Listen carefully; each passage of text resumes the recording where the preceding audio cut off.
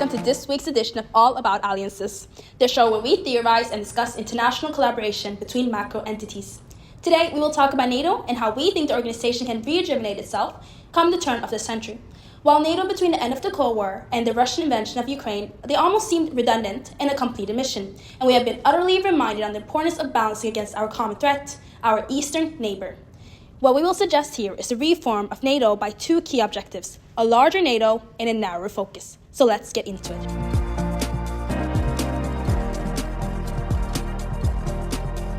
Firstly, we believe that NATO should abstain from emphasizing issues outside of its competence. Since the end of its Cold War, there were worries that NATO would seem meaningless without a purpose. However, after some 75 years, NATO is once again facing issue slippage by diversifying its focus widely and losing track of its true purpose. For instance, last year, NATO established its first center with focus solely on climate change and climate security. This center aims to address the global security impacts of the climate change for NATO, its allies, and its partners, and is funded by 12 NATO member states. Yes, you heard me right, 12. So what this actually means is that meanwhile there's a whole war raging in Europe, and many of the NATO countries are already hesitant to provide enough aid to Ukraine, they are instead funding a NATO center for climate change, with no publicly available data of the amounts funded. So our point is that NATO are already part of the UN framework for climate change involving the Paris Agreement, and most of them are also EU countries bound by the EU climate policy. This only proves why NATO should not be the space for these issues. Secondly, women, peace, and security is increasingly emphasized in NATO policies, which is already considered a dedicated funding only to this initiative, while failing to meet the 2% target. While these issues are fundamentally important, it is not a competence of NATO. However, like the issue of climate change, there are other organizations which are more adept to tackling the issues of upholding human rights, since the organization's main purpose is collective defense and security for its member states. Therefore, we argue that NATO should avoid issue slippage and focus more intensely on fewer objectives that are more aligned to the purpose of the organization.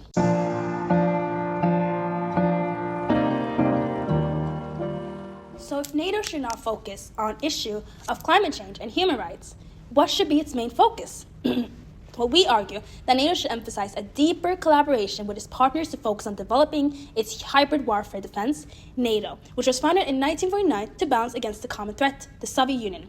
And nowadays, the balance of threat is of a different character, namely through tactics of hybrid warfare. Firstly, Russia and its allies have started to facilitate irregular migration movements into NATO member states in an attempt to destabilize.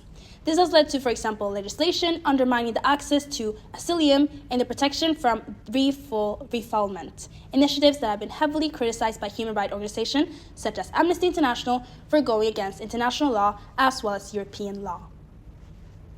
So secondly, cybersecurity is another topic in which states have increased their activity and concern.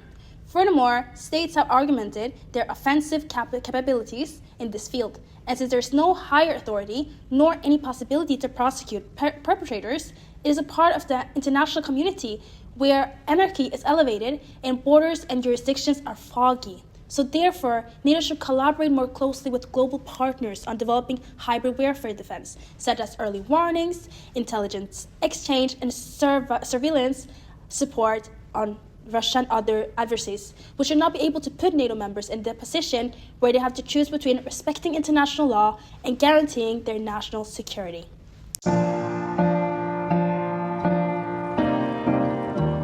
Let's now discuss the well-known topic of NATO enlargement.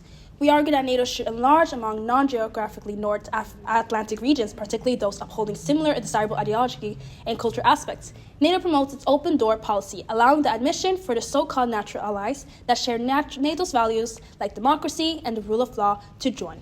So enlargement is key to strengthen partnerships and counter destabilization, particularly in regions like the Western Balkans.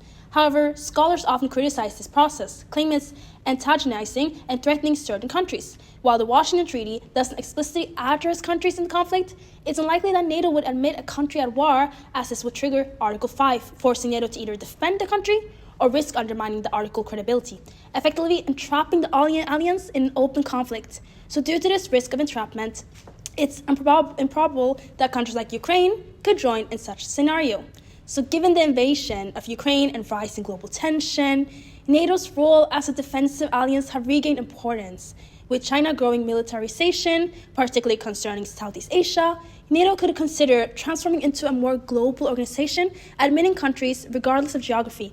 Aligned with the open door policy, potential candidates could share NATO values such as Australia, New Zealand, and Japan do when it comes to democracy.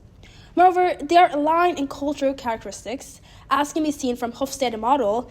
Even though Japan stands out among the states, it scores high in power distance, uncertainty avoidance, and long-term orientation, which are all desirable traits for NATO member, making them suitable candidates as a natural ally. Other countries could also be considered at a later stage, based on the geostrategic value that they could offer the organization, and this will also foster global cooperation development in defense and security.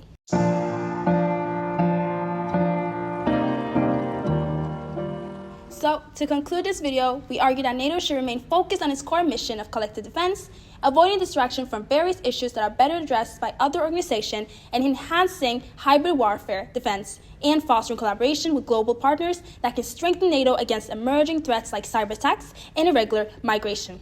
Additionally, NATO's enlargement strategy should prioritize countries that share its values, expanding beyond geographic boundaries to include like-minded nations, ensuring its continued relevance in an increasingly complex global security environment. Thank you for listening to us. See you next week.